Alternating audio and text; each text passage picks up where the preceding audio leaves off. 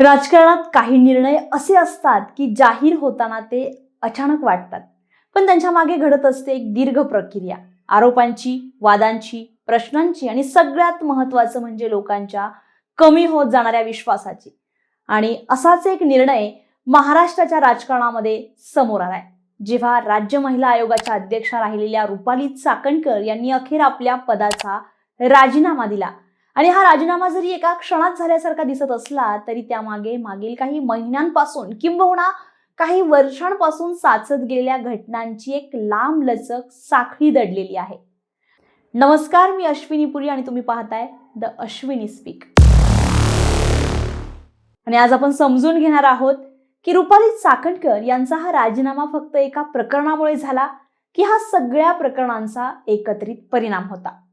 सध्या राज्यभर ज्या प्रकरणाची सर्वाधिक चर्चा आहे ते म्हणजे अशोक खरात प्रकरण. स्वतःला कॅप्टन म्हणवणारा हा व्यक्ती भविष्य सांगण्याच्या नावाखाली महिलांना जाळ्यात ओढत होता, त्यांना गुंगीचं औषध देत होता आणि त्यानंतर त्यांच्यावर अत्याचार करत असल्याचे गंभीर आरोप त्याच्यावर झालेत. आणि जेव्हा हे प्रकरण समोर आलं तेव्हा फक्त एका भोंदूबाबाचा चेहरा उघड झाला नाही, तर अनेक प्रश्न व्यवस्थेवरही उपस्थित झालेत.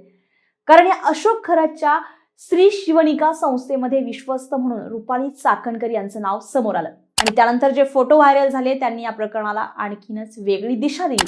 त्या फोटोमध्ये चाकणकर खरातचे पाय धुताना दिसतायत, त्याच्या डोक्यावर छत्री धरताना दिसतायत, त्याला केक भरवताना दिसताय. आणि या सगळ्या दृश्यामुळे लोकांच्या मनात एकच प्रश्न निर्माण झाला की जर इतकी जवळीक होती तर खरात नेमकं काय करत होता याची कल्पना चाकणकरांना नव्हती का? आणि जर नव्हती तर मग महिला आयोगाच्या अध्यक्ष म्हणून त्यांच्या यंत्रणेनं हे आधी का ओळखलं नाही? या प्रश्नांमुळे टीका वाढत गेली, मागण्या वाढत गेल्या. नार्को टेस्ट घ्या, सह आरोपी करा, राजीनामा घ्या. आणि या सगळ्यामध्ये आणखी भर पडली जेव्हा सामाजिक कार्यकर्त्या अंजनी दमानिया यांनी एक व्हिडिओ समोर आला ज्यामध्ये चाकणकर या खरातची तुलना थेट पांडुरंगाशी करत असल्याचं सांगितलं गेलं. आणि त्यानंतर हा विषय केवळ कायदेशीर किंवा प्रशासकीय राहिला नाही, तर तो नैतिक आणि सामाजिक चर्चेचा विषय बनला. दरम्यान 4 मार्च 2025 रोजी खबरदार पुढारी या दैनिकानं अशोक खरातच्या भोंदूगिरीचा पर्दाफाश करणारी बातमी प्रसिद्ध केली होती.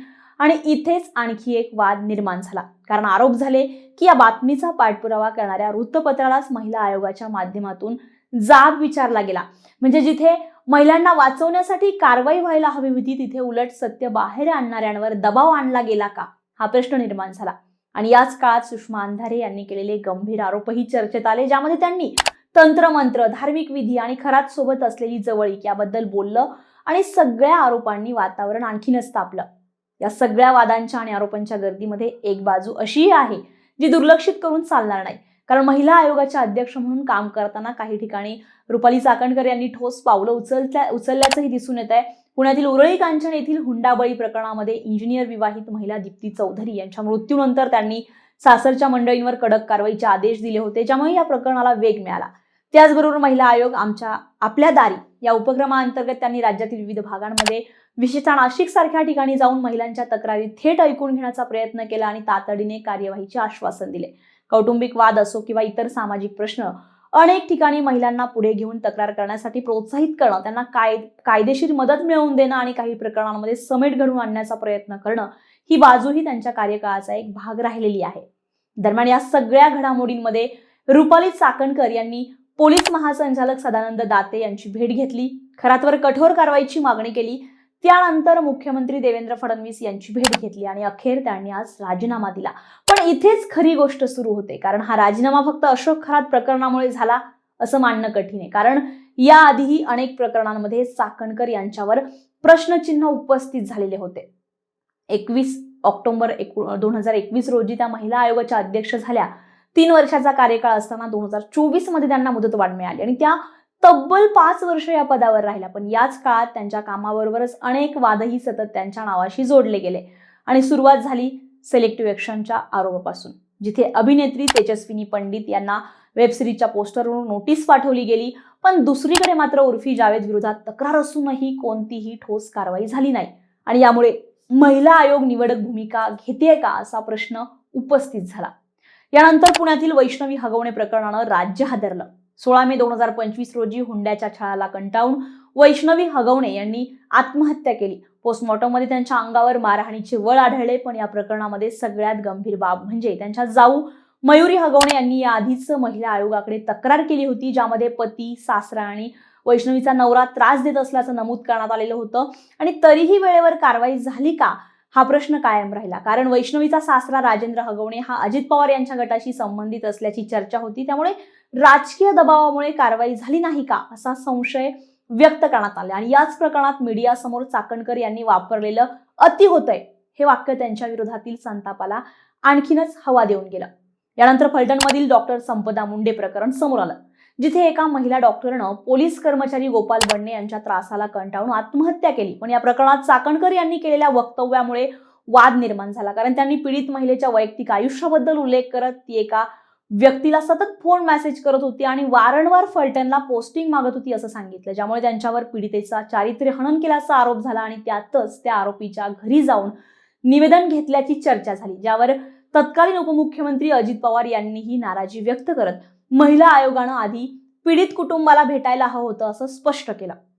यानंतर पुण्यातील दीनानाथ मंगेशकर रुग्णालय प्रकरणामध्ये गर्भवती तनिषा भिसे यांच्या मृत्यूनंतर चाकणकर यांनी आधीच हॉस्पिटलला दोषी ठरवलं आणि त्यानंतर अहवाल आल्यानंतर कारवाई करू असं म्हटलं, ज्यामुळे त्यांच्या भूमिकेतील विसंगतीवर प्रश्नचिन्ह उपस्थित झालं. आणि त्यानंतर एकनाथ खडसे यांच्या जावई प्रांजल खेवलकर प्रकरणामध्ये त्यांनी तातडीने पत्रकार परिषद घेत आरोप मांडले, ज्यावरून पुन्हा एकदा हा प्रश्न विचारला गेला की काही प्रकरणांमध्ये एवढी तत्परता आणि काही ठिकाणी विलंब का. तर काही दिवसांपूर्वी महिला आयोगाच्या अध्यक्षा बोलल्या होत्या की मुलीला सासरी पाठवताना तिच्या हातामध्ये संविधान द्या असं बोलणाऱ्या महिला आयोग अध्यक्षा स्वतः मात्र अंधश्रद्धेला आता बळी पडतायत. म्हणजे लोका सांगा ब्रह्मज्ञान आणि आपण मात्र कोरडं पाषाण. आता काय बोलावं यावर. या सगळ्या घटनांमुळे एक गोष्ट स्पष्ट होत गेली आहे की आरोप एक एक करून वाढत गेले, प्रश्न साचत गेले आणि लोकांचा विश्वास कमी होत गेला. आणि अशा परिस्थितीमध्ये जेव्हा अशोक खरात प्रकरण समोर आलं तेव्हा ते फक्त एक प्रकरण राहिलं नाही, तर ते सगळ्या आधीच्या वादांना एकत्र आणणारं केंद्र बनलं. आणि शेवटी परिस्थिती अशी निर्माण झाली की राजीनामा हा एकमेव पर्याय उरला. आणि म्हणूनच आज प्रश्न फक्त रुपाली चाकणकर यांच्या राजीनाम्याचा नाहीये, तर त्या संपूर्ण व्यवस्थेचा आहे, जिथे महिलांना न्याय मिळायला हवा. कारण जेव्हा कारवाई उशिरा होते, पीडितांवरच प्रश्न उपस्थित होतात आणि आरोपींशी जवळीक दिसते, तेव्हा प्रश्न केवळ व्यक्तीवर राहत नाही, तो व्यवस्थेवर येतो. त्यामुळे त्यांनी राजीनामा दिला म्हणजे फक्त ती खुर्ची रिकामी झाली. पण आता त्या खुर्चीवर बसणाऱ्यांनी आता काय शिकायचं. कारण बाहेर अजूनही अनेक महिला न्यायाच्या प्रतीक्षेत आहेत आणि त्यांच्यासाठी राजीनामा नाही तर न्याय महत्त्वाचा आहे. त्यामुळे आता पाहायचं हेच की ही केस फक्त राजीनाम्यावर थांबते की अजून मोठ्या कारवाईपर्यंत जाते. तुम्हाला काय वाटतं?